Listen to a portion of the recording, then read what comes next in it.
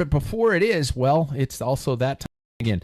Let's give some kudos to the one and only Gooder Sunglasses, people. The home of the most stylish, fun, comfortable, and affordable eyewear available. They constantly get the joke, they constantly update the styles, and they constantly keep the price at just $35 a pair. No, you didn't hear that wrong. Just $35 for non-slip polarized glasses. Get at gooder.com today. Next off, how about Ambassador Cycling, people? Cycling is a tough sport. Want to make it tougher? Well, ride a bike with Poor Fit. Your back, your butt, your balls, and, well, your body will feel like shit.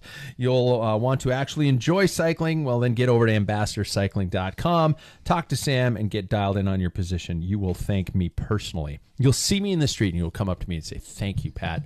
My God, my balls feel better." And please say that loudly, especially, in public. How about Athletic Brewing, people? The home for you, the beer you drink when you can't have a beer. You want to lose weight? You want a good post-ride beverage that won't put you to sleep?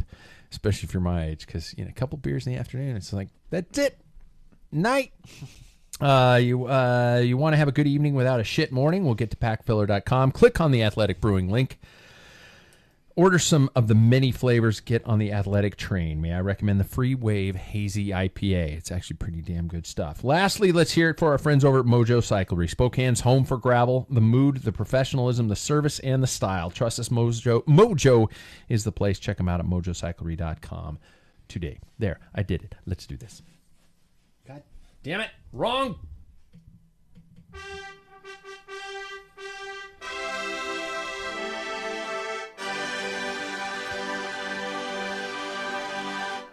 There's a delay on the camera, and I can actually see that the back of my head might be a little balding, and I'm really, I'm really bothered by that, man. I don't like that. You guys notice the camera's not in front of me anymore, so I can't hold the clipboard up in front of it. Good. So don't bump it. Oh, all right. Right?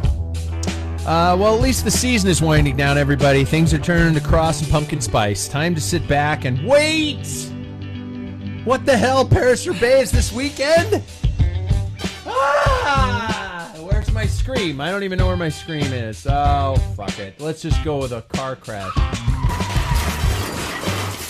We ain't finished yet, you guys. The Packfiller never sleeps, and neither does the sport. Welcome to another episode. We are live on Podbean, Vimeo. Is that how you pronounce it? Vimeo or Vimeo? Sure. I have no idea. I assume it's like video, so it's Vimeo. Yeah, that's what I don't know. I have an account, but I don't. You do? Yeah. Yeah. They're not paying us. I'm paying them to be on their platform, so fuck it. We're on them. YouTube and even Facebook. The Facebooks. So you got to love that. The studio is still under construction, as you can probably see on the live stream. And we will be, until I get the proper lumber for the walls. Please excuse our dust, as well as some patchy walls and probably some electrical stuff that needs to be fixed. I'll work on that. With me in the construction zone are the members of the Packfiller. First, the guy who hasn't been outside on a bike in over 2 weeks, which means he might be a little like Roy Kent from Tad Lasso tonight. Mr. Paul Main, how are you, man? Yeah, I've just been pissing about, I tell you. Yeah, I'm doing all right. Missing the ride. Somebody brought that up in the chat group the other day about Roy Kent and that Paul is the Roy Kent. No, I didn't bring it up first. I think it was somebody else in the group, and I was hoping you were up to speed on that show. I don't know, because it isn't technically British. You might not be a big fan of it. Well, I did once that was brought up. I did YouTube like Roy Kent like best segments. Okay. So great character. Great character. Next, he's technically a Paris-Roubaix virgin, so we will be gentle. Mr. Jackson Vulture. Hello. I am, yeah. And the way you said that. Yeah, be gentle. Me, I'm the guy who apparently needs to work on his potty mouth. I'm Pat Bulger. Hi, everybody. I found out the other day that some of my students listen to this show. And yeah. Stop it. All of you guys. Stop it. I mean, none of this stuff. See, I almost said shit. Yeah. None of it means anything to any of you guys. So just stop it. You guys are idiots. Guys, I actually think I already know this, but talk to me about your cycling life right now. Paul, do we just want to get the truth out there and find out what's going on and why you, of all people, have not been on a bike? We talked about it last week where the weather was rubbish, and we skipped the Grand Skip Fondo. the Fondo. Yeah.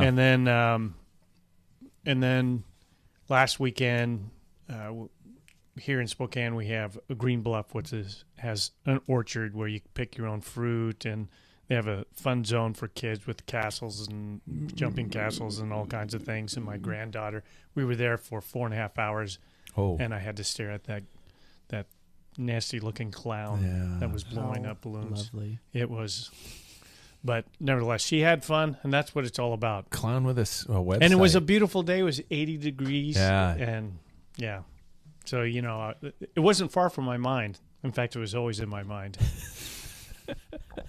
You're just running through anything to get you through. I don't even want to say the name of the clown because people would look up the website. But scary. Yeah. Looking. I don't know why children even went to get a balloon. Yeah. Female. Why would any if kids scream at Santa Claus? I mean, this clown is way, way more scary. I mean, it should be anyway. It's disruptive. Yeah. It's bothersome. Yeah, I agree. And you know what? I've never been that, under the I'm afraid of clowns. I hate clowns or stuff like that. But sometimes you see some and they're really not doing well. It's just not a thing. And yet they get paid to do it. Yeah. So maybe probably pays more than podcasting. Jackson, how's your cycling week been, dude? Good. Like I said, I think last Monday I rode. But yeah, I did. We went out for one on Sunday is what it was. But other than that, yeah, just kind of starting to wind it down, feeling comfortable with sitting around now. We did get out, the two of us, on Sunday, and that was my only ride of the week. And it was, who should I blame? Is it a Waples blame, or did we do something wrong in a past life that we decided that the slow pace was still fast? I wonder if I've settled into a groove where it's like, oh, this is easier, but it still fucking hurt. Yeah. It was stupid. We were out in super high winds, out up on the plains, horrible side and headwinds. We have nothing to train for, and we were out there just beating the shit out of each other. It was horrible. The winds were so strong that I actually had to lean 45 degrees just to stay upright because it was blowing me around so bad. I heard it was crazy. I heard you a couple times with like gasps, like, oh yeah, God, because the side gusts with those deep rims. It's just the one gust of wind, and it's like you just got to be prepared all the time for it, which is another form of exhaustion. You were mentioned, Paul. Oh. I think Sam himself said Paul would love this. Why are you complaining? Paul would love this. I would. That's my type of riding. Really? Yeah. Like some people like climbing, mountains. I mean, I like winds, nasty, blowing crosswinds. I seriously in the gutter. I seriously think that we were probably better off. I don't know about you guys, but that ride was 60. Could you have made it another 50? Yes. You could have. On that, at the end of that ride, you found the fountain of youth. Well, he is young. I got it. Yeah. But at the end of that ride, things got better as time went on for me. So I don't know if I felt better or worse, but it was just, it was, we were supposed to be at the Tour de Bloom last weekend. Yeah. Right? I think we can reset that where we have to drink every time. But we were supposed to be there. We're just doing, it's National Drink Beer Day. Is it really? So, yeah. Well, I'm fine then. It is? Seriously? Yeah. So what's with all this? I'm supposed to be talking about bike racing, but what's with all these holidays? It's like National Drink Beer Day. It's supposed to be National Sons Day. Yep. Yeah. Daughter Day was last week. It's like, is Facebook just pulling the shit out of nowhere and just making stuff up? I think it is, because everybody's just like, oh, I knew about it all along. Here's the best son in the world. No offense, dude. You're awesome. But I'm not going to post that shit. Well, when in a pandemic, you need something to look forward to. So you're going to make me look like a jackass. No. I'm just saying, I feel like everybody's like, oh, let's just Make up a holiday. Do you think they made it up seriously, or is there some calendar I somewhere? think there is. Like tomorrow's National Pretzel Day. I don't know where the national calendar is. I mean, there is like Yeah. months, national whatever month for whatever. October's pink because of cancer. Yeah. Okay. Yeah. Mhm. October should be orange, though, shouldn't it? Well, Yeah, now with breast cancer. breast. Any cancer is like pink. Oh, I know. I'm not bashing cancer. I'm not saying, damn it, screw the people with cancer. I'm not saying that. That's I about just you're gonna want that clear. You're not Bill Burr. That's not the hill I'm dying on. Yeah. but I am saying is, Oregon, October should be orange. I mean, if you're going to do pink, it should be February. Yeah. Yeah. Or May. I brought it back to cycling. 0. Yep. See how I did that? Yeah. Tied it all back. I've been on the bike basically once per week for the last 5 or 6 weeks. No, not that long. Maybe 4 weeks. And I'm worried that specter's starting to hang over my head. Just going, you're going to get fat again. Those jelly donuts sure look delicious. And I'm just worried about that, man. I don't want it to happen again because I'm finally keeping up with you guys, and I don't want to fuck it up. And the weather's going to change, and all of a sudden it's going to go to hell in a handbasket. So Do you want to be accountable to us? We'll check in. I do. Yeah. You guys are my intervention, Yeah. or is it my mentors? Interference, more like. What do they call the people the people that help out alcoholics? He says he's holding a beer in his hand. Counselors? Really? No, they're called sponsors. Sponsors. That's Yeah. it. Yeah. Yeah, you're my cycling fitness sponsors. Well, I'm here I'll year have round another at this beer. point, so. As I sip. Speaking of which, I think I talked to you, Jackson, about potentially changing some objectives for 2022. Now, we don't have to commit to anything until we see a race calendar or stuff like that, but I wanted to ask you guys, do you guys have any thoughts on which direction you would like to take? I mean, and I'm talking about if this was a perfect world. If the calendar came out tomorrow and every race was happening when it was supposed to, and there were no restrictions on it, would you change? If so, how and how so? And what races would you do? Jackson, I talked to you about the fact that this year was so awesome to do Belgian Waffle. It took a lot of time to specifically train for that event and have your objectives changed in a specific direction. Do you want to take your cycling in a different way? Yeah, for sure. I think that I love that side of the sport and everything, but I think this year I'm going to change my targets towards some road racing this year. Just trying to move up in the categories because I think that I've got a good chance of making my way up in a pretty quick fashion, as you and Sam were talking about the other day. Yeah. And plus I love the thrill of road racing. It's just, to me, it's that competitive edge, the exact thing that I like, that I crave, so yeah, I'll probably look towards that rather than some sort of a gravel season or training for something big. And plus I was talking with my girlfriend about it the other day. It's like kind of racing locally or in and around the area. It's just logistically, it's more realistic, I think, with working all full time at this point. It's like I don't have to request time off or I don't have to do all this anymore. It just it works and it's what I love. So I think I'll do it. Paul, I assume you'd just be like, yeah, stay the fucking course. It's just I would, all the plans we had back in January. I had targets of the races that all got canceled. So yeah, except one. Because I thought Jack wasn't going to be. He was in Mexico. That was Vance Creek. Oh, really? Yeah. And it still happened. It did happen. Vance Creek happened. So, but I'd like to hit that, and I think typically that's in April.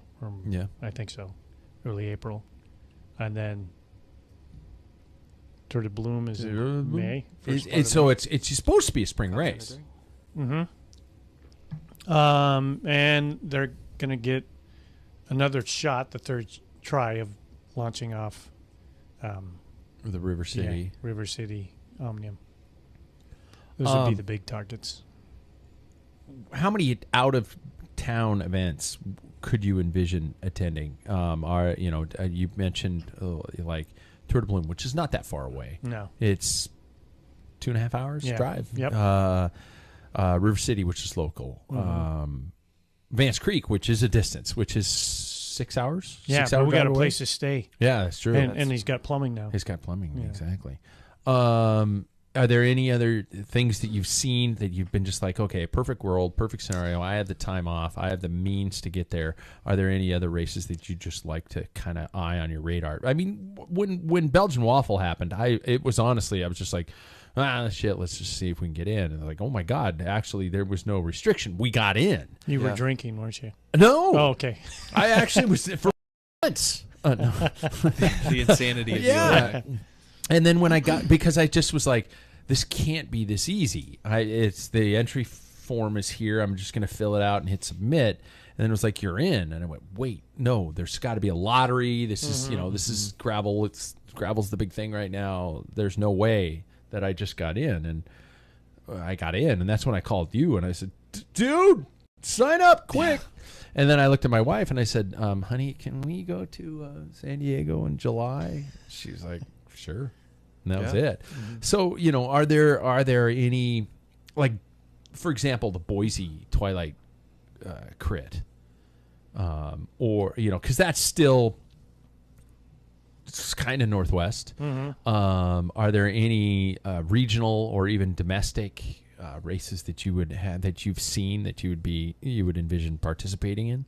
For me, if I had the time and it'd be a distance, it's Tulsa Tough. Oh shit! That would be fun just to visit, and I could do age group thing, and then watch the big boys go. When is that? Typically I think it's in June. June or July. So that would be fun. That's 3 days. You have Friday, Saturday, Sunday at crits. Oh my God! Wow. Or Friday night. I'd say that's an airfare, but we'd all just pile into the RV and stink it up. Mm-hmm. Yeah, my wife would Nice. be really happy with that. And we brought it back. It's like, honey, we're home. She's like, no, that RV reeks. Go get it sandblasted.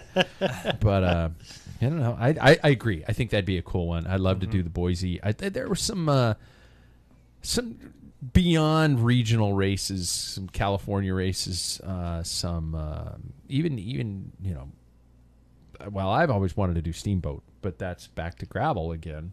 I don't hate gravel. I freaking love gravel. So do I, yeah. And so I would do another one, but I don't know if I want to necessarily base my entire traveling schedule and budget around one big gravel race. So yeah, that's where my head's gone a little bit too. And I think it'd be really good this year for me, at least, like my personal aspirations, to kind of focus locally to see what I can do. Well done. Yeah, just to kind of get up through the categories, but also I think it'd be pretty cool to just see what the local race scene is like, and then I don't know, maybe survey to see what also could be like added too. Because I think there's a lot that the city is so special with the terrain it has that I think that there is something that can be built out of something more that could be built out of this town. So yeah. now you're getting into race promotion, and you know what happens when you get into race promotion? You lose money. Yeah. Yeah. It's like opening a bike shop. You never want to ride a bike again? Open a bike shop.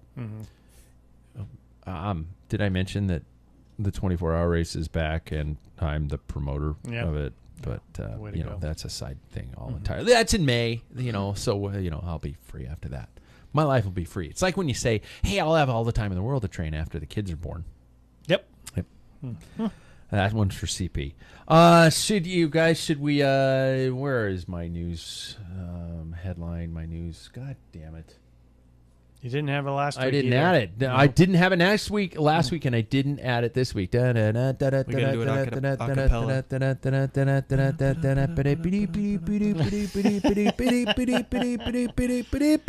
Did you guys know that a couple races took place last weekend? A couple Really? big races. Oh.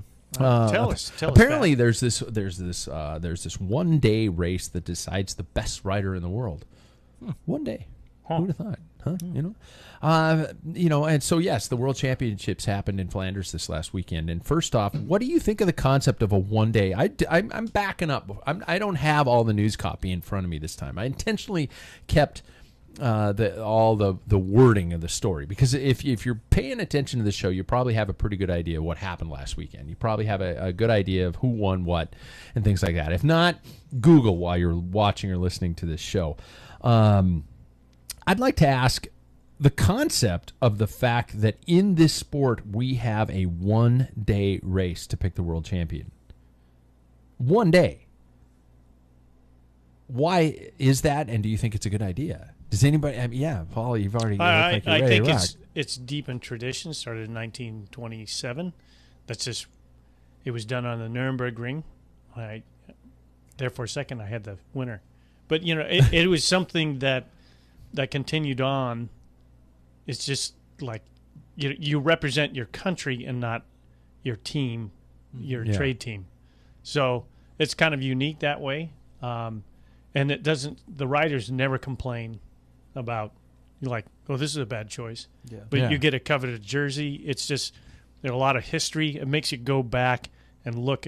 I think cycling is very steep in history, and that's part of its allure for me. Is because it was before. In America, they're like, why would you do that? Why would you race a bike for that many miles? Oh yeah, all at once. So, yeah. Shit. So I think it's great, and I don't think they should tamper with it. I like the idea it goes all over the place, all the different parts of the world. Yeah. And you heard where it's going in 2025, Rwanda. Yeah, I did hear about that one. You want to know where it might be going in 2026, though? Portland, Oregon. Do you really think that's going to happen? Do you think there's a solid chance that Portland could land something like that? That's a city that's screaming for a race like that. I think it could happen, especially with the roads that they have. They could create a pretty insane course out there. See, I'm not going to disagree. I just Well, I tell you, we haven't had one for a long time. Richmond. Yeah, that wasn't too long ago. Right? Oh, that was 15. Sorry, yeah. But before that, it was like Colorado Springs. Yeah, that was what? 97? 6, I think. 6, yeah. I think. Moreno, Argentine. Mm-hmm. Yeah. So, but you have to admit, to a certain extent, you don't have to admit. I am just saying this because I admit that we have stage races that are 3 weeks long. We have we used to have much more intense of a World Cup series where there was an award given to a rider who earned points throughout the entire season, yet doesn't necessarily get to wear any notification for that for the next year. You would think that the world's best rider would be somebody who was consistently the best, not just on one day, and who averaged out the season as the best cyclist of the year. I think, I had it. But Wout van Aert should have won it. But yeah. There it is. Yeah, so I think that this happens in every sport.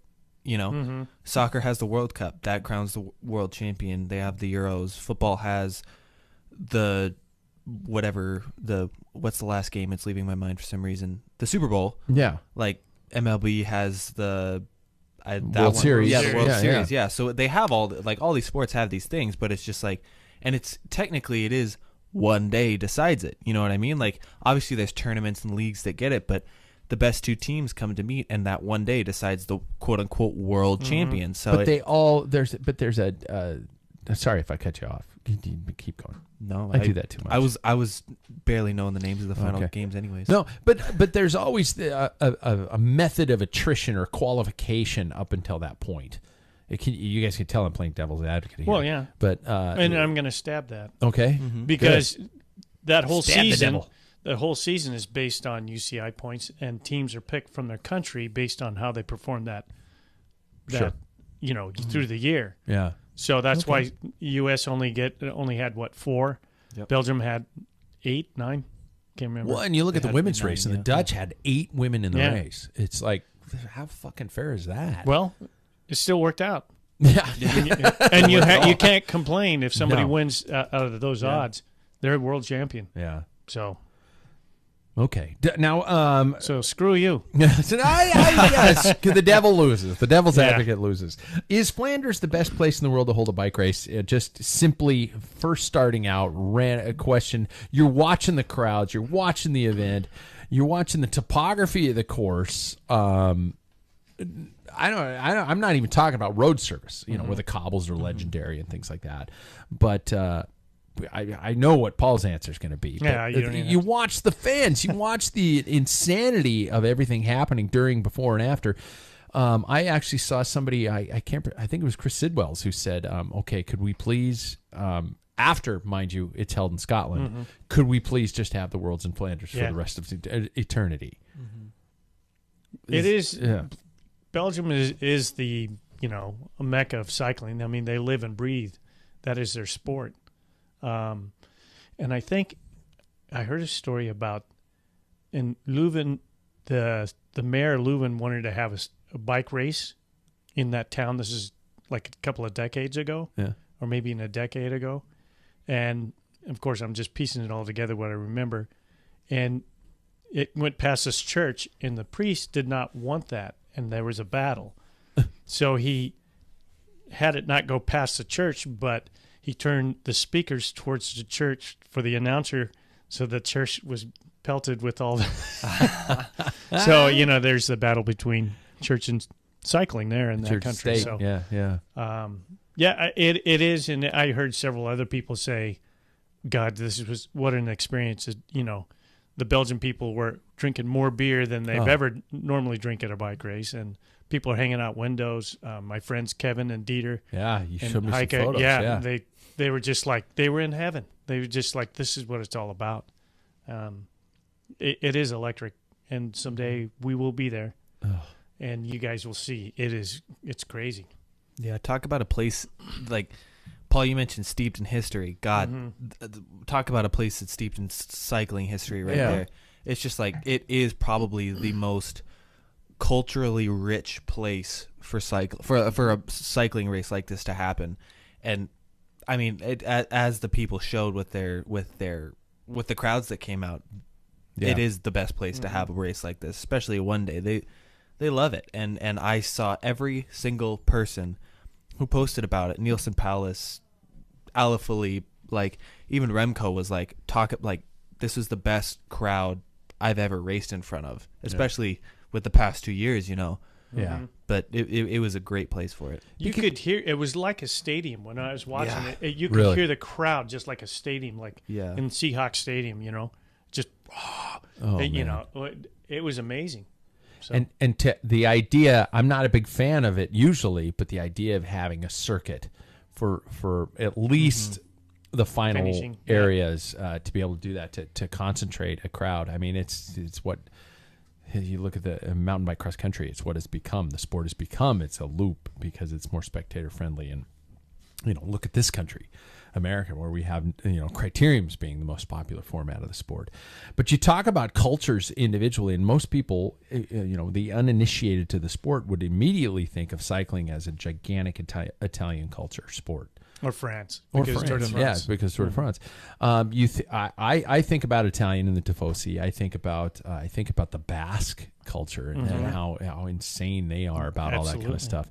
And then you think about the Flandrians, the Belgians, and how they all do differ in their method of being absolutely lunatic about the sport, and it makes me jealous. I'm not going to lie.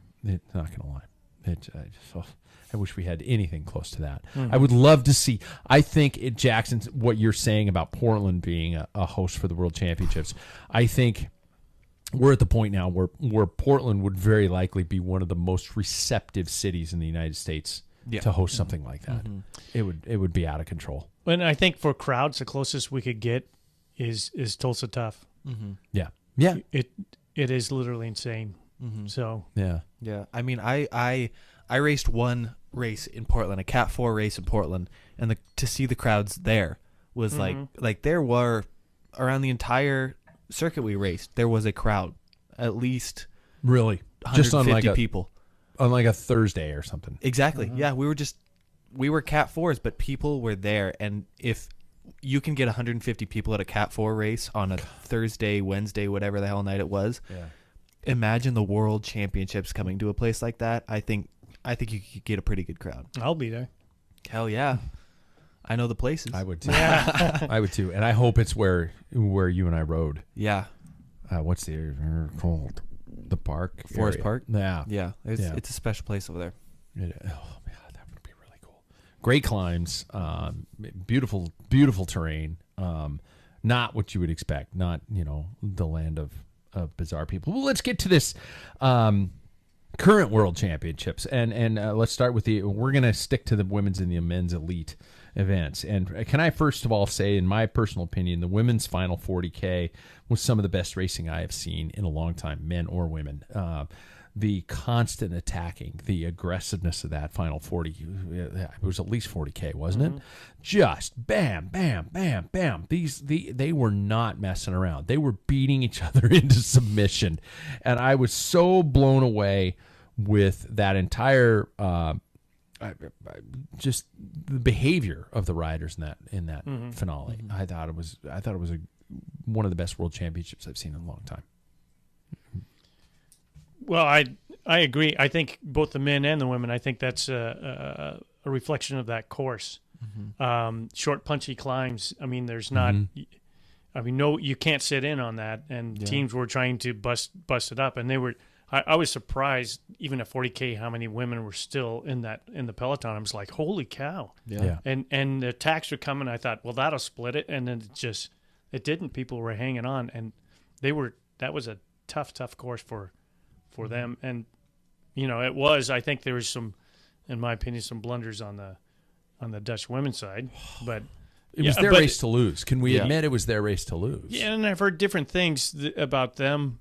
Is like they didn't really have a leader, and it looked like they were trying to set up Marianne Vos, whether this is her last hurrah type for Worlds. I don't know, but when Ellen van Dijk was off the front and Van Vleuten was chasing it down, I'm like, what's going on here? Yeah, and yeah, but nevertheless, whether they stuffed what their intentions were.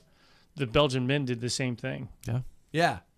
So, but that might be a reflection of no radios.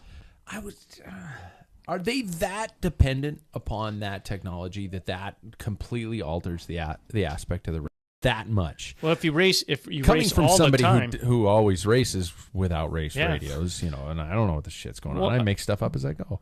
And I'll just touch that real quickly, and then Jackson can take over. Yeah. But if you look, the guy that won, he in the men's, Alaphilippe, dropped back to his car and had a long chat with Tommy Voeckler. Yeah, yep, with the Miley Cyrus and I heard of cycling. Tommy Voeckler say, "What you need to do is start pulling some more faces. You're not making enough faces. You got to throw your water bottle on the ground." Yeah. No, but I mean, he was in constant contact. In the French race, a brilliant race, they divided and conquered between the Italians and the Belgians, and so. But I think if you race with radios and now you're not, and then you're in the World Championships, it's not your team that you normally train with, so you don't have that natural. Hey, you have to verbally contact instead of knowing, like Jackson, he's going to follow me at the base of the hill. He knows that we're going to lead him up or whatever. So yeah. I don't know Tish Benut, so I don't know what Tish is going to do per se. So that might fuck up my day. They probably had original plan, but then that gets altered when the wrong people go up front. Then it's like, well, Anyway, I will say this, and especially with like the heavy attacking near the end, I think that's what I really appreciate about like a one-day race is the fact that, I mean, everything's on the line right there. Like I do love a grand tour here and there, but I think after a little while you eventually kind of see the same thing. You can kind of like predict what's going to happen after a little while, especially now with the young stars we're seeing coming out. But with a one-day race, usually you don't know what's going to happen, and at kind of near the end, especially without a race radio, tactics kind of go out the window. It's just like you're racing for what you think's going to stick. And it makes exciting racing, in the women's with everybody like constantly attacking. Van Vleuten thinks she needs to chase down her own teammate. It's just all of that stuff. They probably thought in the moment was a great idea, but it just obviously it didn't work out. And then we see with Alaphilippe, he just pop, he just wouldn't stop. Oh man! And it was like, whether that was like the idea or the plan, like it kind of feels like tactics were out the window, and he was just going to hit whatever he could. So it's so much more exciting to me, and it gets me excited. So Elisa Balsamo, Mariana Voss, Katarina Niewiadoma. She's one of my names that I still have to work on. Cassia Niewiadoma. She just goes by Cassie, I think. Cassie, okay. Yeah. An amazing finale. I personally thought Elisa Longo Borghini started out the sprint thinking, and then she went, I went too early. And I thought there was almost a mistake there that actually turned into a blessing, where Elisa you saw a shake of the head. She was going like, it's too early. I can't do this yet. And it turned into this almost moment of confusion, but Borghini was the perfect, need I say, unintentional lead out. It seemed like that to me. I don't know what you guys saw in the finale there, and then it just turned out that, it was a perfect mistake. I don't know if I'm making sense, but I was just watching that mainly because I was rooting for Borghini, because I picked her and I've been rooting for her for years. But she's gonna get it. She's gonna. Oh shit! It's too early. It's too early. Oh, is she leading on her teammate? No, her teammate doesn't want to lead out. Holy shit! She's leading on her teammate. She won.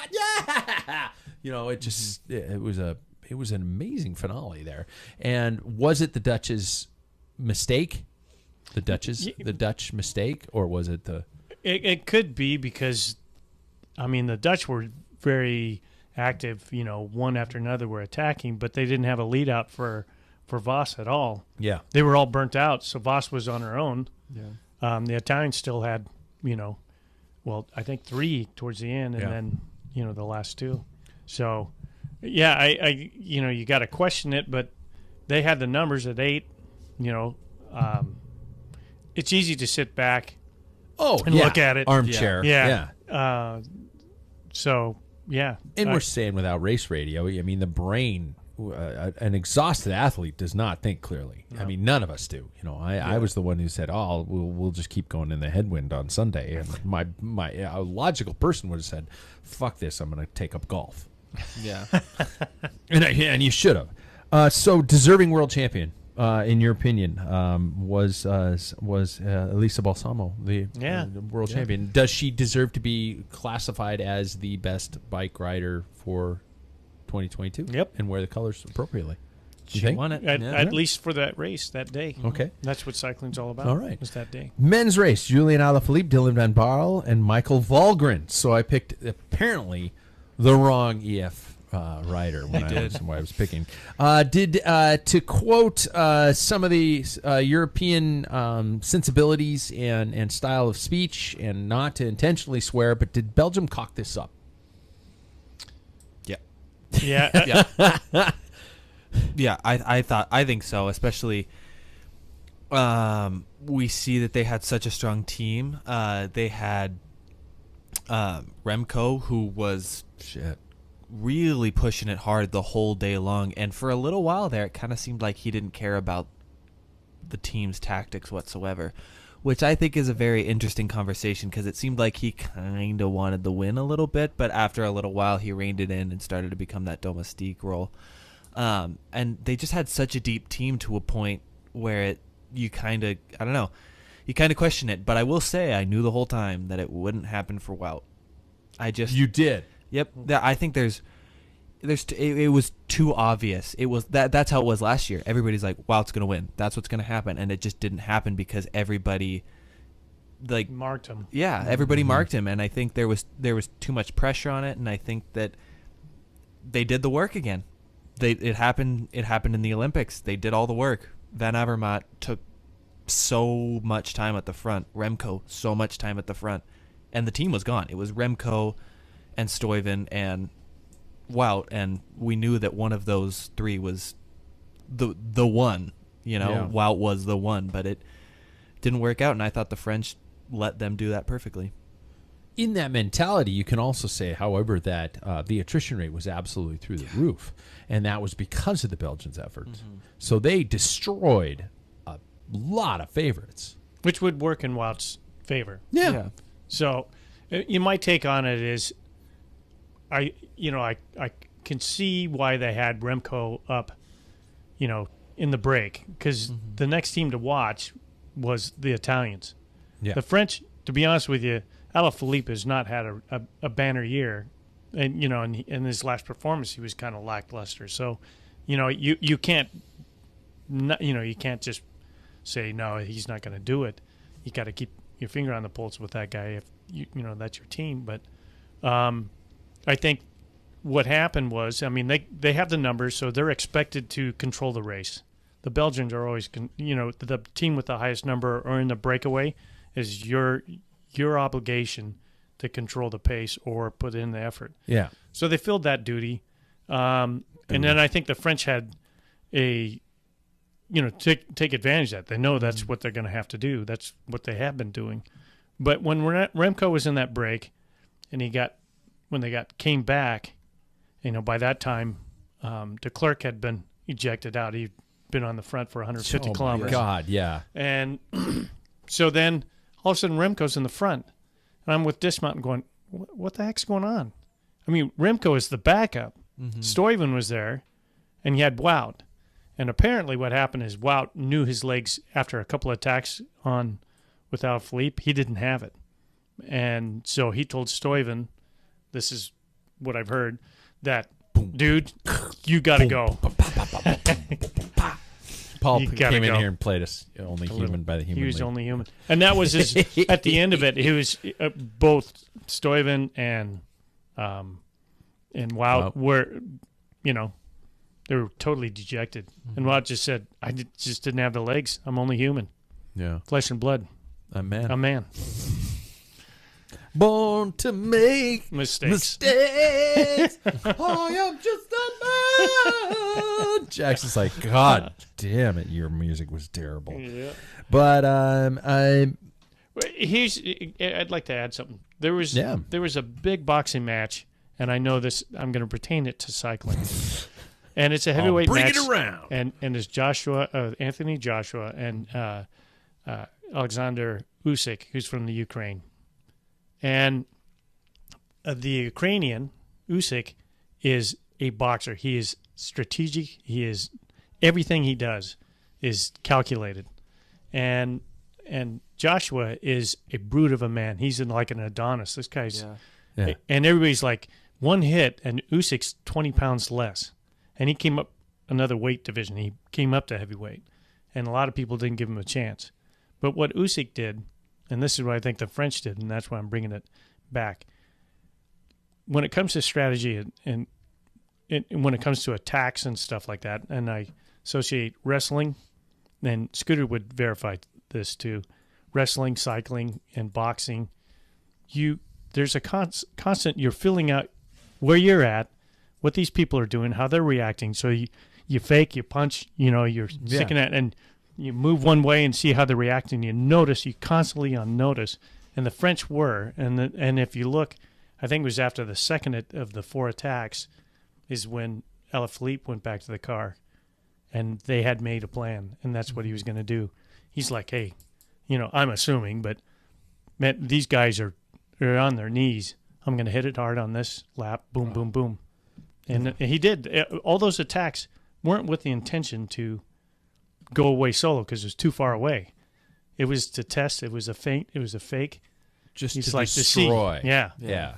So talk about I think I said before we went on the air, the amount of matches that guy had still left at that point in the race were just unbelievable. Those launches were just, and then I do remember seeing early in the race, and the commentator spoke about it, that Alaphilippe was sitting on the back tail end of those groups, just kind of hanging out, free ride. Yeah. I said this to my girlfriend that we watched the final race, and she predicted Alaphilippe that would win. She did. So I'll give her that credit. Just make sure she's not a part of our little because we don't want her kicking her ass. But I said to her, Alaphilippe his nose touched the wind maybe twice. Yeah. Maybe before those attacks.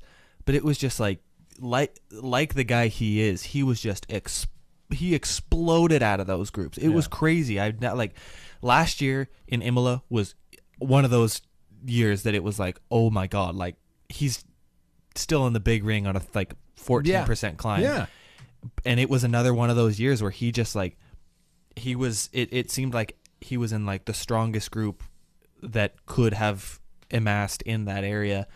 And it seemed like he was racing a bunch of juniors with how hard he hit it. It was crazy. I hadn't seen him race like that in a year, I guess at this point. So I do want to give credit to Nelson Paulus and the fact that none of us mentioned him in the pre-race show, because the guy, I mean, after San Sebastian, you would have thought that, you know, he would have deserved some mention on the fought to the very bitter end, and I thought that guy had an amazing race. So there we go. Alaphilippe, deserving world champion. I guess that's a kind of a dumb question. Absolutely. Yeah. More so than the year previous. You think so? Yeah. So let's look ahead, you guys. A little lesser known event is happening this weekend. I don't know if you guys know about this one. What is it? It's called Paris Roubaix. From what I understand, Paul, it's basically your Christmas. It is. Yeah. It is a holiday. Yeah. Coverage starts at 2 a.m. People. Does it? I am setting my alarm. And where did you define out where that coverage is happening? I kept going NBC coverage. I kept Googling everything because their Peacock app absolutely sucks. And I don't know if you try and look. So bad. Yeah. Well, you can find out like motocross or MMA fighting months ahead, but the cycling calendar is nothing. So you can find out who's in the Super Bowl next year. Yeah. Exactly. So I found it. So Peacock. I think the women's races, coverage is the same time on Saturday too. So it is. I guess I'm gonna jump to this question then, because this is supposed to come later in the podcast, but you're gonna watch live. Yeah, absolutely. 2 a.m. Yeah, I probably set my alarm if I'm a little sleepy. They won't hit the cobbles until about like 4:30. But I might half eye it. Go downstairs and keep following. Would you ever consider going there? Yeah, I've been there twice. Wow. What? That's right. What? Would you ever consider turning off your phone and waiting until time? Now, tell me the classics aren't better with beer than they are with coffee. On Paris-Roubaix, I get just excited watching the 10th time as it did the first time. Okay. Yeah. I was wondering. Because I think it'd be kind of fun to just force yourself to just hold out. There's no way. Not listen to a damn thing. Go to a specific place, sit down, Barco Lounge or whatever you want, and just go, okay, it's 3:00 in the afternoon. I'm watching Paris-Roubaix, and I'm gonna get hammered. No, I'm gonna treat this like my Super Bowl that it is. No, you're just like, I gotta watch it live. And I can WhatsApp my buddies because they'll be in Orchy. Oh, yeah. Okay. They'll probably send me pictures and. Oh, so I'll send him pictures. Your social drinking media is going to coffee. be exploding. Yeah. Jackson, now. In essence, you refer to this as your first real Paris-Roubaix. Why is that? Well, this is the first Paris-Roubaix I've cared about. Because before that, it was all soccer. Now it's not at all anymore. Yeah. So this is the first one that I'm really going to know what's going on, know how things are raced, and know the people. So yeah, this will be my first one that I've cared about, and the first one that I will watch all the way through. Do you guys think that this is an event that, and I know this is going to sound dumb, but just listen to me here, that this is an event that all bike riders, in essence, well, maybe not trackies, could get behind? It has gravel. Pretty much. In a sense of the form. It requires massive technical skills and bike handling skills like mountain biking would. And cyclocross would. And it's done on road bikes. The trackies could get involved because the bars are shaped the same. But Yeah. but is this the holy grail of bike races? Could it be the one to join all the clans? I think you're definitely onto something there. I think it does that cross-discipline type of it is that cross-discipline type of event where usually the riders with the better bike handling skills are going to be the better ones. That's why I'm surprised that a rider like Alaphilippe isn't on this start list right now. But that's another topic altogether. But yeah, I think it's an exciting one that will draw a lot of different crowds. Yeah. Paul, you've been there. Mm-hmm. I don't Couple of times. Have I told you? Who would have thought? Yeah. What? Yeah. Give us some perspective about, I don't want to throw too much at you, but the atmosphere, the course, the party, how you watch and how you get to, and why you choose specific areas when you go. For those of us who are going to sit down really groggy-eyed at 4 o'clock in the morning on Sunday morning or Saturday morning to watch the women, what is it? What makes it? Try to paint us a picture if you can. Yeah, I think part of it because it's the second oldest bike race on the calendar. LBL is Liège Bastogne Liège is the oldest, and I think the gnarliness of the terrain. There's not hills, but there's cobbles, old farm country, and I think that connection to like the history of the riders being from the mining, like where the Arnberg Forest is, you can see the old mines and the towers and everything there. So it's the people's race. This is what Dieter said, my friend from Belgium. He said, this is the people's race. He goes, everybody comes around. It's all rich and poor, and everybody can, appreciate the hard effort that goes through, what they're going through. And he says he liked it better than his beloved Ronde van Vlaanderen. Yeah. And he goes, it's not glamorous. There isn't VIP tents, and there isn't people trying to. It is just the people's race. So it was the race that got me into bicycle racing when I watched it in 1984 when Sean Kelly won. Great on race. CBS. Yeah. And then, hooked from that point on is just, it's people who like endurance and attrition. That's a race of that. People who like that grittiness. That would fit in that with that gravel crowd, right? Yeah. I mean, it's 250 kilometers, about 180 miles. And they're going extremely fast. The bikes, they alter slightly, not much. Wider tires, more pads on, double wrap the handlebar. Which is approaching some gravel technology. Yeah. The tire technology and things like that. Yeah. So, all that, the machines break down. They've broken. If you just YouTube, like, Roubaix, you can go through the history and you just look at some of these guys. I can't believe they raced without helmets. Yeah. Yeah. And there's some gnarly crashes too. Yeah. And so when you're in the crowd, and the last time I was there in 2018, I had a recording and you actually sampled it a little bit. I did, yeah. On one of your shows. And you could hear the people. When I was in Orchy, I just stumbled across it. So the first year I was there in 2013. Fabian Cancellara won. He beat Sepp Van Marken, damn it. But anyway, it was just my intentions were to go to the Arnberg Forest and then rally and drive back to the Carrefour de l'Arbre, which is the two big sections, the 5-star nasty things. And we kind of got lost, and I saw a helicopter and the groups of people, and I pulled over the side of the road, and I'm trying to figure out where we're at. And Dave says, I'm going to go talk to some people. And he comes back and he's, hey, this is Orchy, which is a sector that has a gravesite in there. They call it the Road of Prayers. The sector splits up in two. So there's one they called the Road of Prayers, and then I can't remember what the second section is. So it's like, well, hell, we'll just stay here. And that's where we went back the next year. Really? And, in 2018. And that's where we met Dieter and those guys, and they really showed us. And they've been there at that point 10 years. I mean, since 2008, these 5 guys just go there. Their wives drive them, and they just get drunk and belligerent and love every minute of it.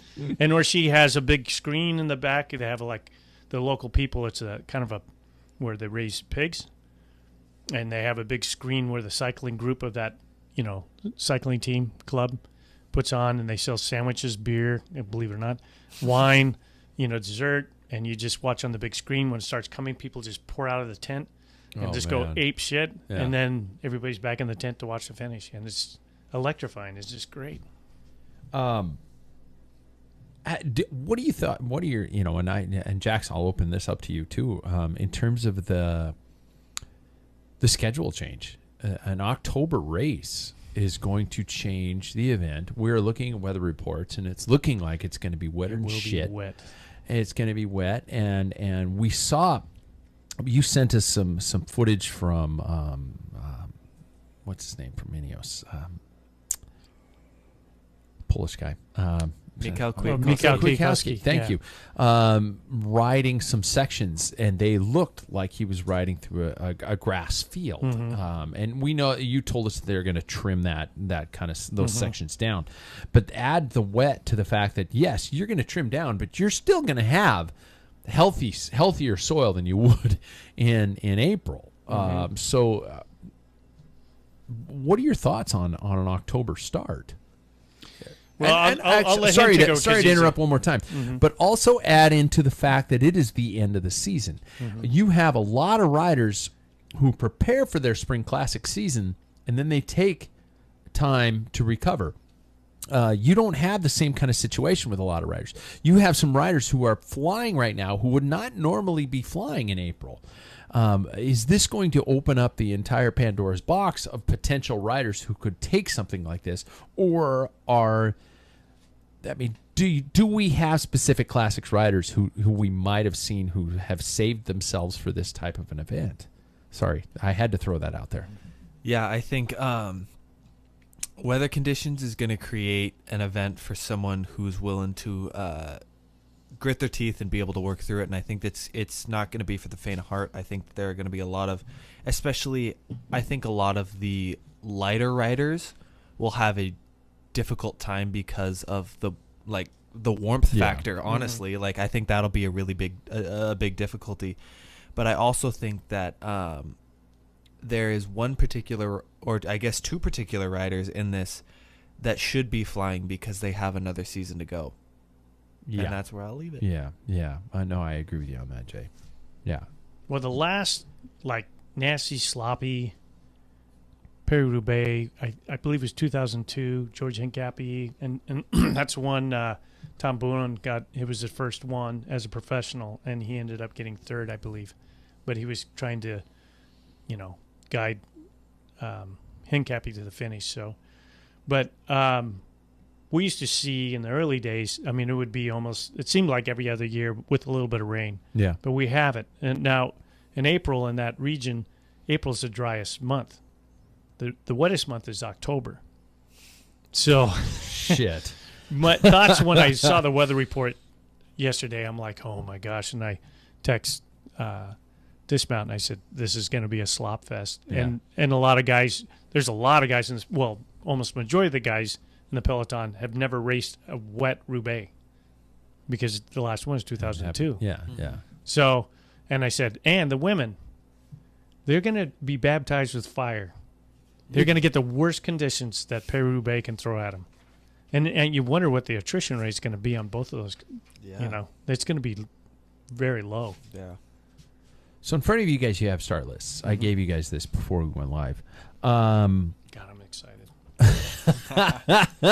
Let's talk about some standouts. I do want to. I do believe in chivalry, so the women should go first. And my question is, especially after you mentioned that, Paul, is because we don't know necessarily of what riders are potentially classic specialists, let alone wet, muddy, cobbled classic specialists. At least I don't. I can't speak for everybody else on the panel, but are we going to have to just guess on this, or what? I see some similar names. I see some names that we know. But how is this dynamic going to change? Especially because luck is going to play so much into it. I think on both ends, it's going to be difficult to predict. I think for the women, you're going to be looking at a lot more of those, like, I think it's going to be even more of a select group, because I find that in both men and women, there is like an elite group, and then there's a group just below it, and I think that the elite group out of the women will really be shown in this one. So I think, like, if you don't mind me going into it. No, please do. Yeah, I think riders like from last weekend, Cassia Niwi-Adoma, like the Elisa Longo Borghinis, those type of names are going to be really shown right at the end, rather than kind of seeing some like maybe even an Elisa Balsamo might not be at the end, because she might not be in that elite upper echelon that we usually are seeing in those type of races. Wow, I'm looking at my list, and I'm trying to, some names pop into my head. I don't know why, but Lizzie Deignan, for some reason, I feel could have a great day. Trek Segafredo's got a really deep squad. I think they, do I say componentry wise, they've got their shit together to a certain extent. That's I guess if that's the rider I was going to pick, that's the rider I was going to pick. I don't know. What do you guys think? Well, I'll go with my picks, and I'll explain why. Do it. I'm going with Van Dyke. She's very strong. She's so strong. The cobbles, you need power. Yeah. And that's you bounce over, you slow. That's where lighter people have problems, because you have to punch through these cobbles. So I picked her. I went with Voss with the cross background. I agree. And she's going to be pissed. Yeah, absolutely. Yeah. She's obviously informed, just coming in, dealing with that, just kind of miscalculated. Yeah. And Passamo, I'm just going to use her because she's world champion, and I think she's feeling good and high. Mm-hmm. So those are my 3 picks. But yeah, I don't have any problem with those at all. I think those are strong picks. Jackson. Yeah. So my first one is going to be Chantal Vandenbroek Black.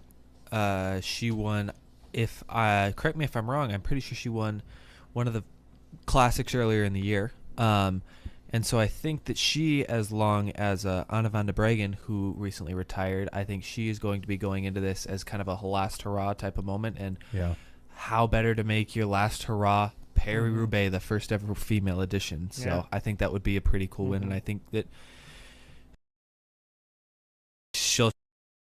I'll also go with Elisa Longo Borghini. I don't think there's any reason to go against that. Thank you. Yeah. I forget which race she won, but it was like a solo victory from so far out, and I think she's one of those powerful riders, as Paul was mentioning before. Yeah. And then she really impressed me last weekend. I think Cassia Niwi-Adoma is going to be looking at that 3rd place at Worlds and going, I could probably win here. Stage. Yeah, so I would love for one of those 3 to take the win. I'm going with Trek Segafredo.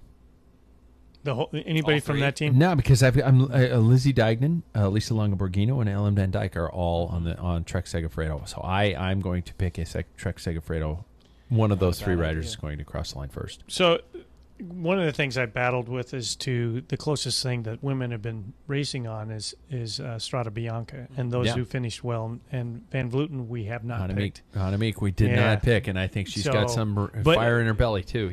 But the only thing is to me, she's tiny. That was my hesitation on that. But if anybody can battle that and power through, it would be her. Yeah. So I might be eating some crow. God, because I'm thinking of 2020 when she just... It was no competition. She cut off like 2 minutes. Mm-hmm. So it could happen again. Yeah. All right, let's shift gears. Let's go to the men. Do you dare stray away from riders who are ramping up for cyclocross? Tom Pidcock is not at the start line of this race. One of the names I'm surprised, because I think he is one of those... great worlds. Yeah. He just missed the break, so to speak. I will say, I think Ineos Grenadiers has a pretty weird squad for this. Very weird. If they want to win, they brought in my opinion, I think they brought the wrong team. Should I give my picks first? Yeah. Okay. Yeah, you got the... Yeah. So I think First of all, I think it goes without saying that I think that Wout van Aert should. I think that there is a strong possibility that he could win this one. He is the strongest of the mud riders when it comes to cyclocross, and we mentioned earlier how wet it will be, and he has that bike handling skills for a slippery type of race. And so I'm really interested to see how he can handle that, because his practically biggest enemy, Mathieu van der Poel, who I am not picking, is all power. He's very smart. He's a very smart racer, but I think he's all power, and I think that will come to bite him in the butt this weekend. I'll also pick Jasper Stuyven. I think he had too good of a weekend to look past him. And with him winning Milan-San Remo, I think he can really take a one-day race. And my last rider is predictable. However, I think that there is a reason why he was not in the front. I think there's a reason why he wasn't in the front group last weekend, and hear me out. So, I think. Oh my boy! I think this man still dreaming. But I think this man held back this week because this is his last race with Bora Hansgrohe, if you think about it. So he will not be in these colors at all for the next year. And so I think he wants to do another. I think he wants to get another Paris-Roubaix, and I think he was saving for it. So I'm going to pick Peter Sagan as my last rider. You're such a great fan. I got You're a weird genuine, feeling about man. it. Yeah, I like it. Dyed in the wool over here. Yeah. I think he's a special rider. So that's so precious. Hey, I was surprised to see him where he was at the World, so I think he could. Yeah, do I was something. too. I'm never going to root against Peter because I love the guy. I love what he's done for the sport. I hope that he has a complete reset button hidden somewhere, and next year just lights it up. Yeah, I just think this has been a shit year for him. I will say though, I think he's the top within the top 3 bike handlers of this entire peloton that is on this start list right now. So no I way think you that'll can have. disagree with that. Yeah. I think that'll have something to do with how he rides. Yeah, Paul, talk to me. All right, I too agree with Wout. There was 1 year. What was it? 2019 was the last year that they had it. So, he in the Arnberg Forest, he had a mechanical, grabbed somebody else's bike, got a bike change, crashed, kept bridging up. Yeah. Something else happened. He hit the wall and still finished like 8th place. I mean, the times that he rallied to bring back, huge gaps in the attacks, and he bridged up. Guys were going full gas. The guy's talent. I'm sure his disappointment has something to do with it. His only drawback, I would say, is maybe he's tapering off, just not by choice, but the body, like you said, when it says, I'm done. Yeah. He's had a stellar year, and you can't go full gas the whole time. Yeah. That would be the only negative. And my equal to his Peter Sagan when it comes to this race, Sepp Van Marke. Yep. You're still holding on. Oh yeah, because he is marked this race. So anyway, I don't have to go any further. You just He's went gonna 2 riders. do it. You got 2 riders. No, I got another one. Oh, okay. And Peter Sagan's teammate, Niels Pollitt, who had a great. He did it very well at Worlds. Yeah. He's been coming on, and he got second against Gilbert in 2019. So he has got the capability, and he's a TT guy, power. So, yep. Okay, I'm just going off a feel. I'm not picking it because of the jerseys. I'm not like, oh, I like their colors, so I'm going to pick them. But I'm gonna cancel all 3 of us out, and I'm going to pick Wout for one of my picks because I have to. Fair enough. I too am not going to pick Mathieu van der Poel because I think it's an easy pick. I think Mathieu van der Poel is flying, and he could very well be one of the riders to finish in the top, or at least the podium. He's one of those guys. You can never count him out. Yeah, no. In fact, he will probably win, but I'm not going to pick him. I am picking Michael Kwiatkowski because I think he's a jack of all trades. I think he's constantly in there, and I think this is one of his bucket list kind of things. And I think he wants to take it.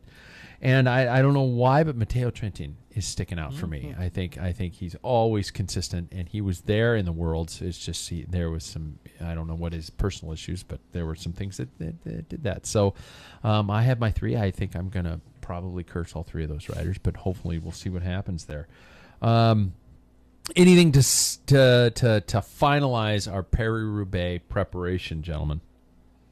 Anything you want to say on the way out? Paul, anything that somebody should look for in particular? Yeah, look for, it's called St. Bernardus number 12.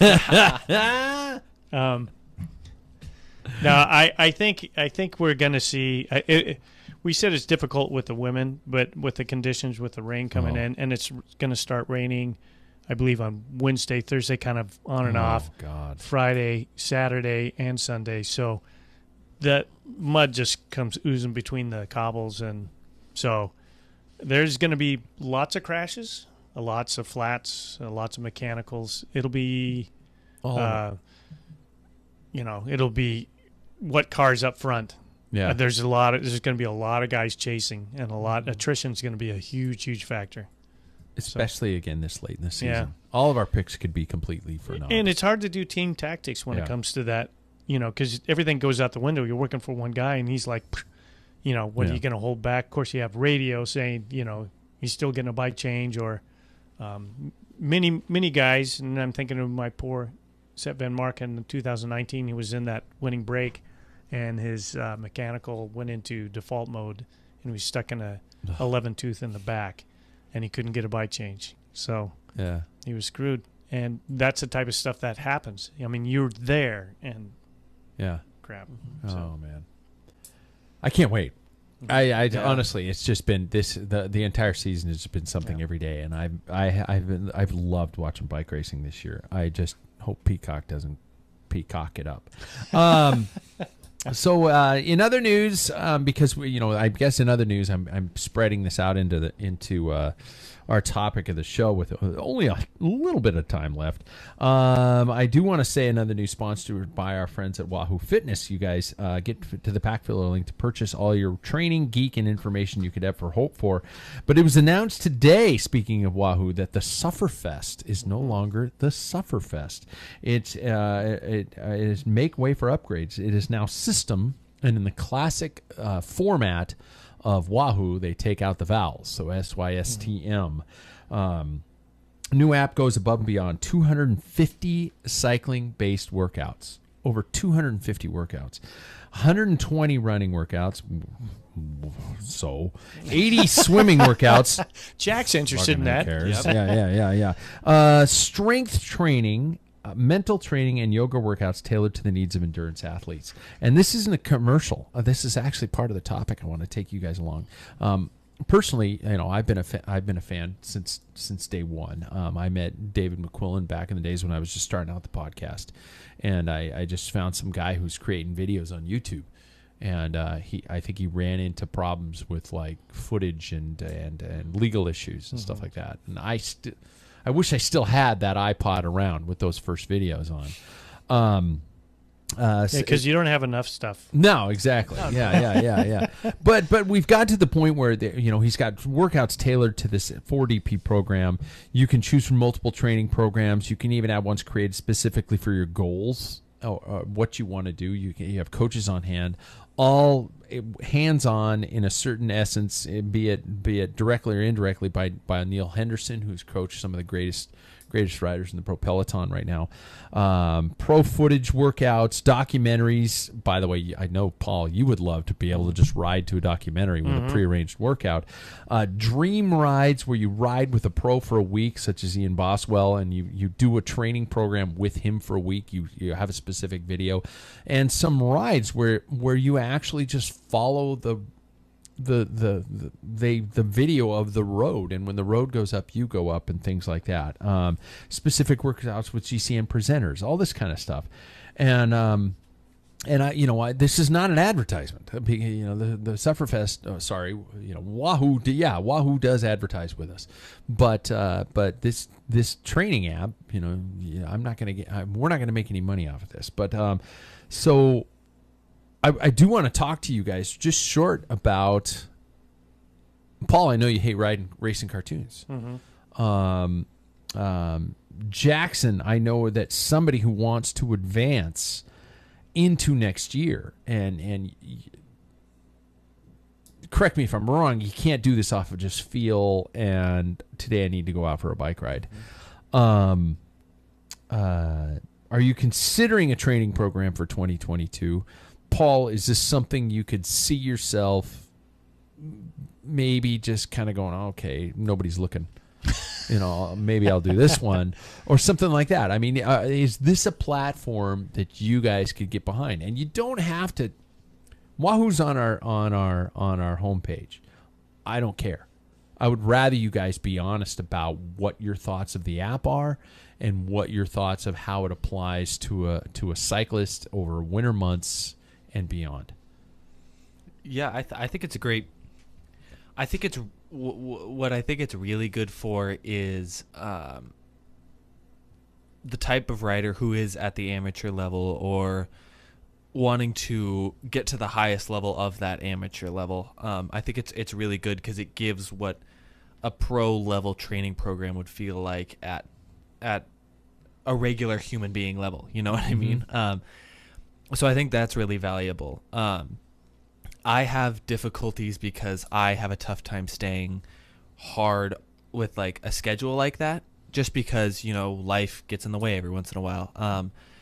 But I think it's really good that it can tailor workouts for the goals that you want to reach. And if you are that type of dedicated person that would be willing to do all of these things just to get to where you want to be, I think that's a really cool thing because, like I said, it gives you that opportunity to train like a pro, which I think is really cool.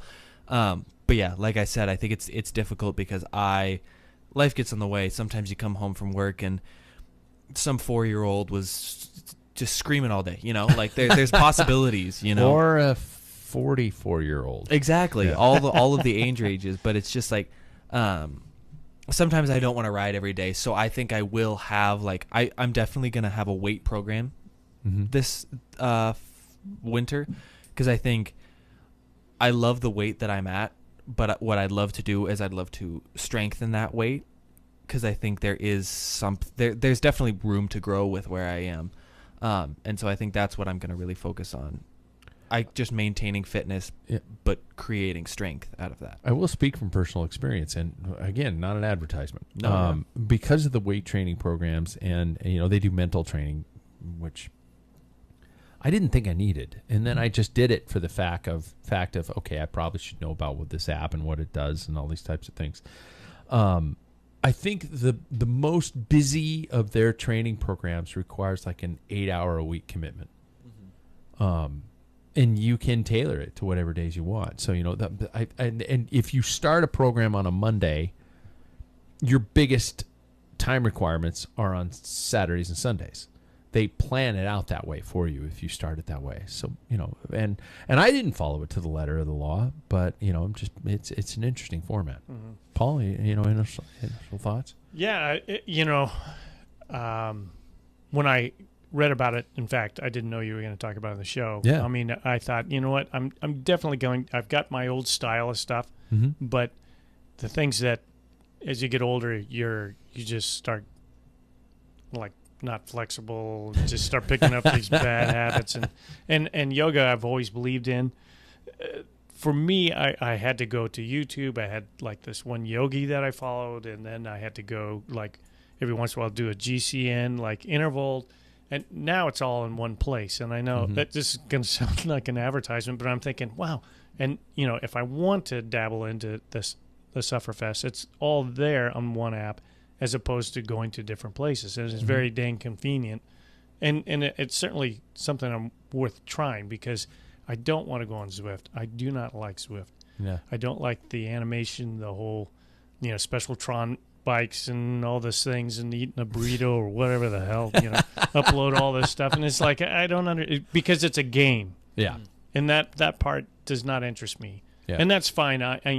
It's just me, but I've never been a gamer. But I do like the idea of looking at old, going up a hill, seeing sceneries. I don't know what they have planned, but I mean, that intrigues me more than pro there race goes a footage. cartoon, and that guy's from Iceland. Yeah, You know, pro from Ohio. Yeah. You know, pro race footage from the '89 Paris-Roubaix Yeah. or whatever Yeah, it yeah. is. They do that. See? That's the great thing. is, That's gonna keep my interest better Yeah. than I think going this through a is your- volcano and underneath a water bridge or yeah, whatever. I think the this is tunnel. your nut. I think this is Yeah. the way you need to Yeah, go. it certainly. I'm going to look into it. And on top of it, we were talking on the ride this week that Wahoo is secretly coming out with a device called the Roller, ROLLR.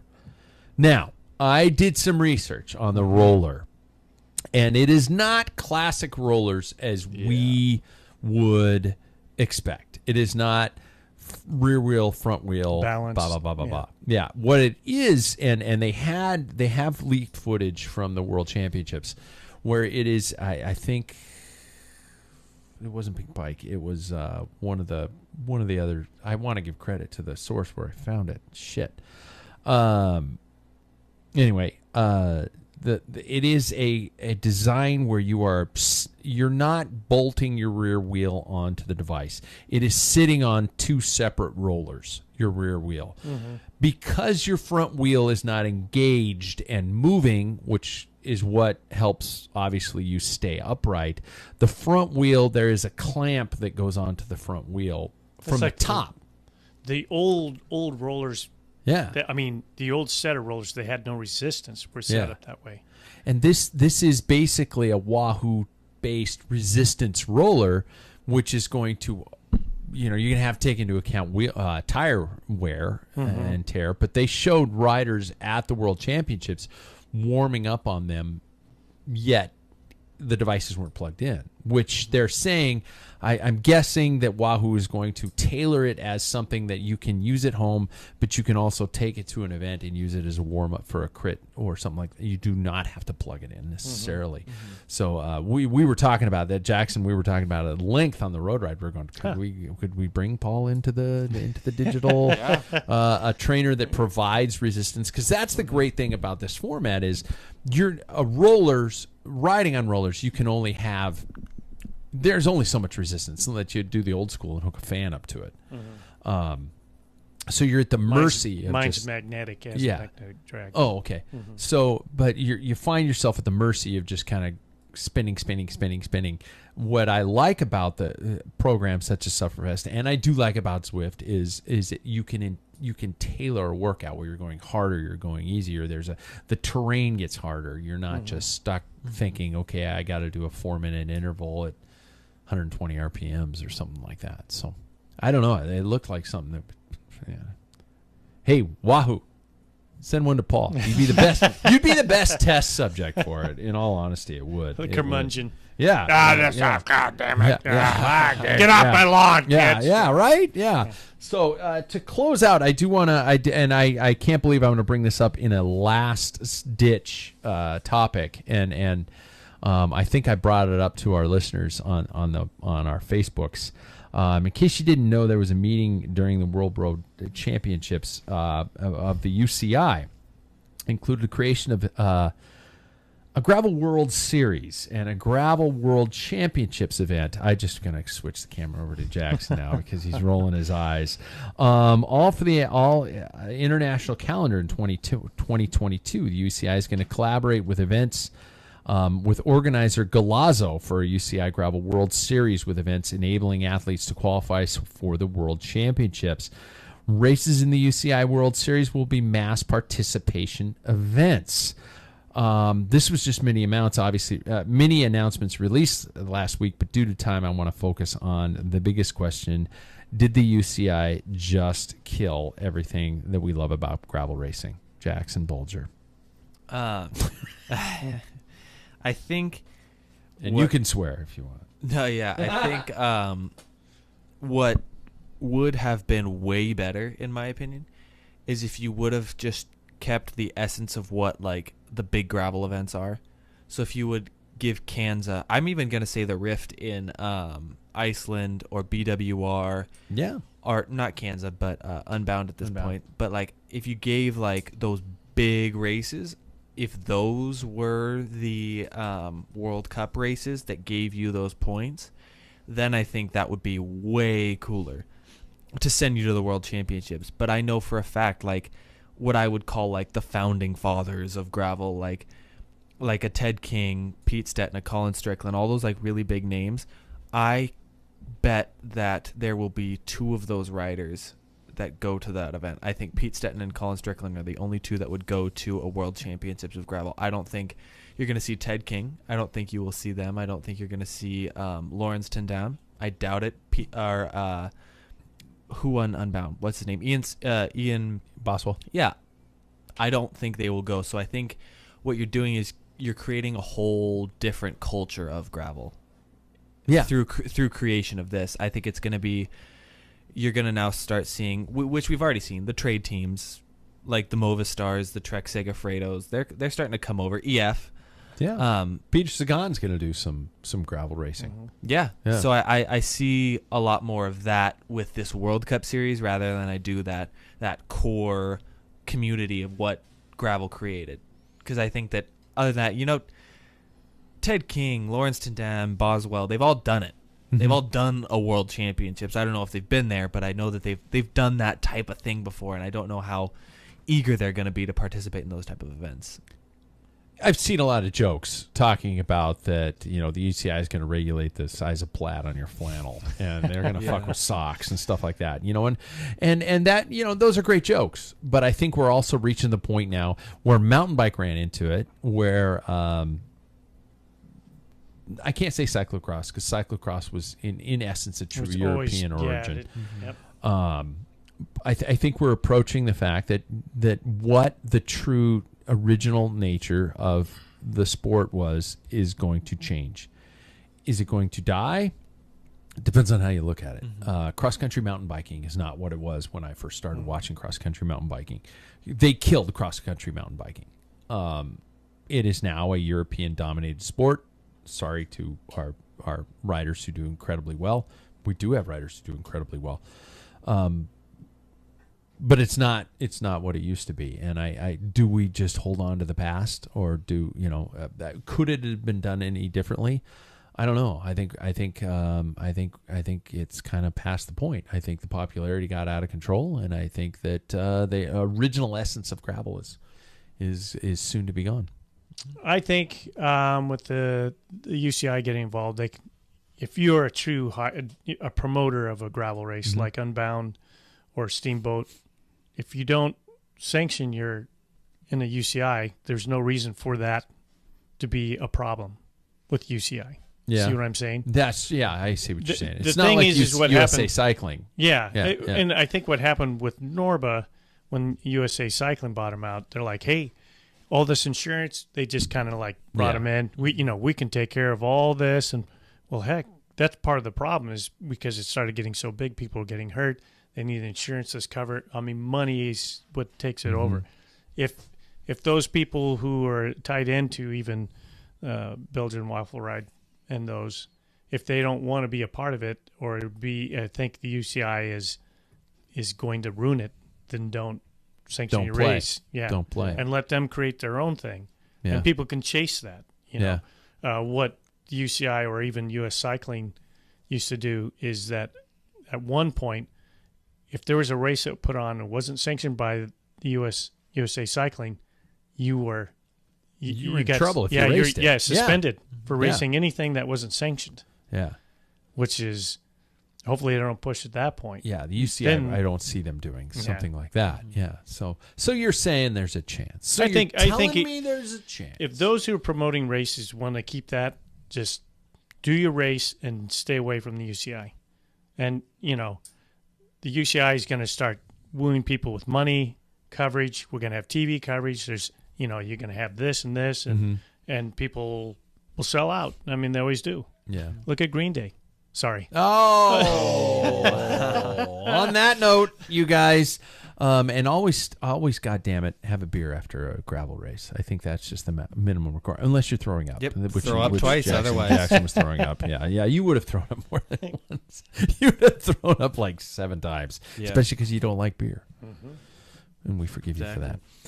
You guys, first of all, we barely touched on that topic, and I would love to hear your thoughts continued on is Gravel Dad. Is something going on? And whoever was texting us during the entire show, I all you came up was a number, and sorry, but let us know in terms of those things on our social media pages and things like that. I'm going to make Jackson take that load because that's his job. But other than that, Paris-Roubaix, you guys, let's watch, let's cheer. If the Tour de France is a 3-week Super Bowl of cycling, this is the one day. I think we could all probably agree that this is the big dog. This is the big one, and we had to wait a long time for this one. It's been a long time since we've had a Paris-Roubaix, and we got it. So let's just. The cool thing about this, real quickly, is that means the next Paris-Roubaix is even closer. It is. Yeah. True. It is. Very true. Bender's knocking. Bender is knocking. Like and subscribe to the show. Tell your friends and check us out when we go live. Or you can check all the venues that we have. I think our Facebook page, YouTube, and all those kind of stuffs are available. Stuffs. God damn it, I'm old. Are great ways to catch up with the show. Send us your thoughts and we'll go from there. Other than that, that's Bender pounding on the door. Catch you guys next week. What's up, Bender? What's up? Bender.